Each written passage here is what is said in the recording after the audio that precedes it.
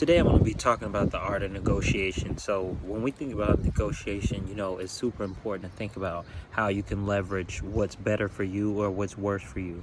And of course, it's human nature in any type of business that you're in for someone to negotiate less to you instead of trying to negotiate more to you. So you've always got to leverage, how can I negotiate more to myself and what is best for me when trying to get the most out of the opportunity.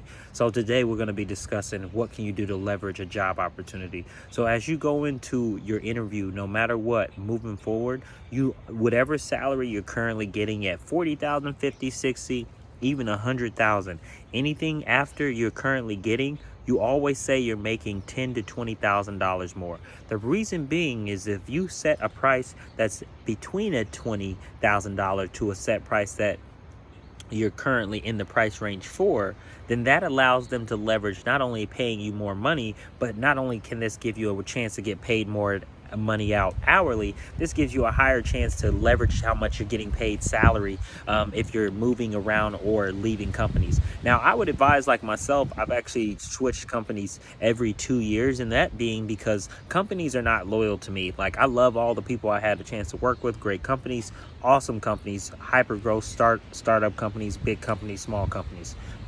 All companies are the same. They're all trying to run their goal at the end of the day to increase revenue and increase goals. And the idea of working for a great company and having that quality of life, to me in this day and age, is only dead and gone after the 2-year plan, because me and my family's quality of life has improved because of the risk of literally knowing, okay, I've leveraged this amount of time under this amount of skill and this amount of knowledge under this amount of this industry, whatever it is, for this 2 years, and I get, we'll just say $50,000. Now I can go interview for that same role at a different company, or the next role, whether it's a manager, team lead, or whatever the case is for that next role for whatever industry you're in. And the idea is to think about it like this. Now you know for a fact you know how to do the role. So all that like scaredness of going to work for a new company, knowing how to do, you can hit the ground running, no problem. The idea of how and what you're going to do to get there is going to be the most important part.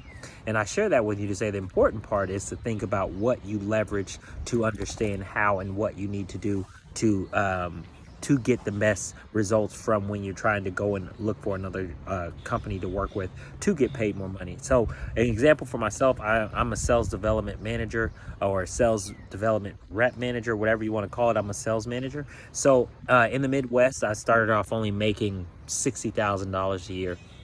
So the nice part is, if you're like me and live in the Midwest, this will benefit you. For those that live on the East Coast or West Coast, it's not that big of a benefit or disbenefit to have this or not have it. But the nice part about living in the Midwest is I've had the opportunity to actually increase my salary from what I was going to get paid here doing the same job by $40,000 to $50,000. So now I make more than six figures in my sales position. And I only share that to say that if you're like me and you're thinking like, hey, I want to get to even just one six-figure position one day, and you're like, I don't care what it takes for me to do that. I want to see what that's like to make six figures.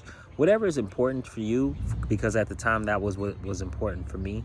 Now that I've reached that goal, now it's other goals that I'm working to accomplish and reach. So what I'm getting at is you want to leverage not only how much salary you can bring in, and the reason why it's important is because then it'll allow you to eventually remove your finances to eventually allow you to go purchase assets, to eventually open a business and start a LLC, and then get your net 30 accounts and get your business credit score up to where then you can leverage a business loan against your assets of which you might want to purchase under your business, or the salary that you've increased now. And now you literally have assets under your business. You also have assets under your own self with that outweigh whatever loan you might have taken out.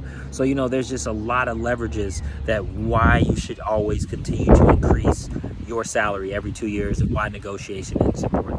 So I hope this video was helpful. Again, like and follow, subscribe, share with family and friends. These are the kind of things that are going to help people really recognize not only who they need to be for themselves, but also recognize what they can do to leverage more opportunity in their life, because that's really all it boils down to, is what kind of opportunity can you give yourself. Not all so much how much money you're making. It's really how much opportunity can you give yourself to have the lifestyle that you see fit. So again, hit that like and subscribe, and I hope to talk to you guys soon.